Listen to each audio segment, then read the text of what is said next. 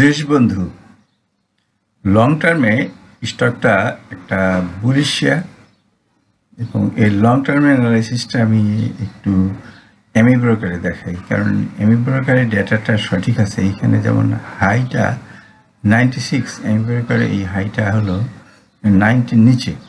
সুতরাং এই ডেটাটা সাধারণত ট্রেডিং ভিউ প্লটিং করতে পারে না, এই জন্যে আমি অনেক সময় এই লং টার্ম অ্যানালাইসিসের এমি ব্রোকারে করে নিয়ে তারপরে আমি ট্রেডিং ভিউতে আসি। ট্রেডিং ভিউতে এই যে হাইটা দেখছেন এটা 90 নিচে, আমরা একটু আগে দেখে আসছি 90-র উপরে। আসলে ডাটা এটাই সঠিক, আমি সবসময় এই ডাটাটাই ব্যবহার করার চেষ্টা করি। আচ্ছা, এখন এইখানে লং টার্মের অ্যানালাইসিসটা আপনি দেখতে পাচ্ছেন, এই জায়গাটা এটা একটা রেজিস্ট্যান্স এরিয়া। আমরা এটাকে ফ্ল্যাট বটম হিসেবে ধরতে পারি। ফ্ল্যাট বটম হলে এই স্টকটার আমি ফ্ল্যাট বটমের অ্যানালাইসিসটা আমি এখান থেকেই করে নিতে চাচ্ছি। ইয়েলো ম্যাচিং, সুতরাং ইয়েলো করে দিলাম। এবং এর টার্গেটটা, লং টার্মের টার্গেটটা তার 105 টাকা। আমরা এখানে লং টার্মের অ্যানালাইসিসটা দেখলাম। এখন আমরা আর এখানে এমি ব্রোকারে ফিরে আসবো না, আমাদের এমি ব্রোকারের দরকার নেই। আমরা এখন একবারে ট্রেডিং ভিউতে চলে যাই। ট্রেডিং করাটা সুবিধাজনক হলো আমাদের রিট্রেসমেন্ট অ্যান্ড পুল ব্যাক, অর্থাৎ কিনা সে এক টানে কখনো এই 100 টাকা যাবে না। সেই জন্যে সে এক একটা রেজিস্ট্যান্স দূরত্ব অতিক্রম করে, তারপরে আবার একটা রিট্রেসমেন্ট হয়।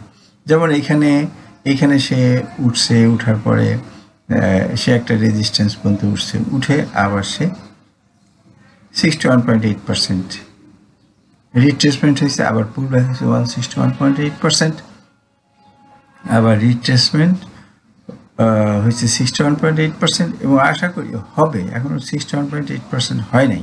আমি মনে করছি যে এটা 61.8% তার রিট্রেসমেন্ট হবে। তা আমি সেই জন্যে এটাকে একটু বড় করে দেখাই।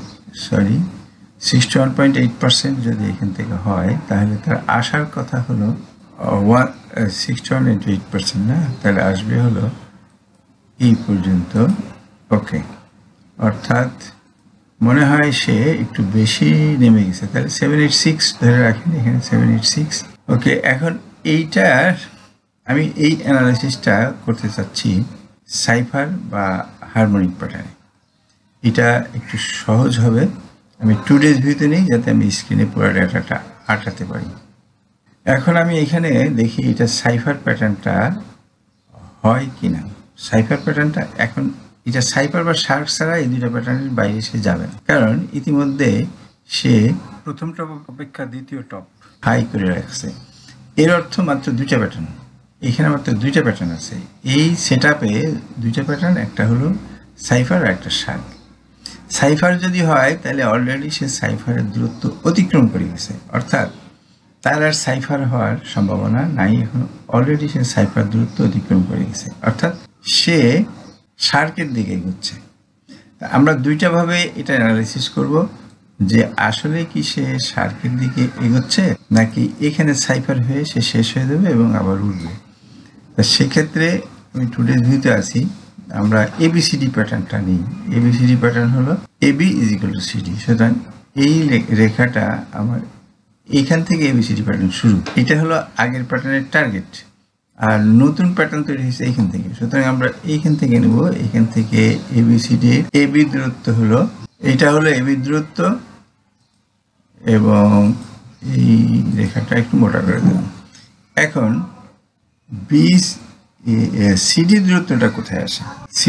সিডি দূরত্বটা আসে এইখানে, অর্থাৎ এই পর্যন্ত। তা আমরা এবিসিডি প্যাটার্ন ধরলে তার এই পর্যন্ত আসার কথা। আচ্ছা, যদি আমরা এবিসিডি প্যাটার্ন না ধরে আমরা যদি শার্ক প্যাটার্ন ধরি, কারণ সাইফার অলরেডি সাইফারের দূরত্ব লোয়ার বটম সে পার হয়ে গেছে, সুতরাং এখন সাইফার শার্ক ছাড়া আর তার কোনো। আমি এখন হিসাব করি, শার্কের হিসাব করি।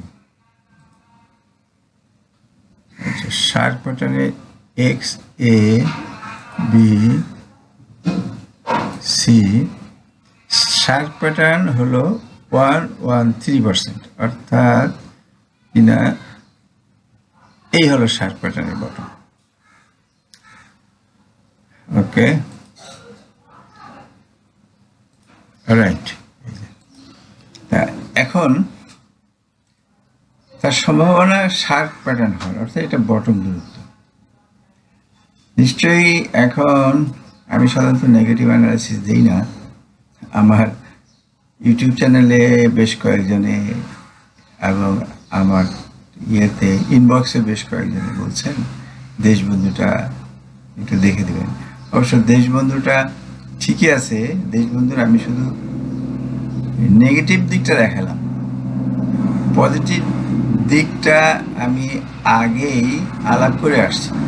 সে এই দূরত্ব অতিক্রম করতে পারলে তার কোথায় যাওয়ার সম্ভাবনা আছে সেইটাই আমি এখানে আলাপ করলাম।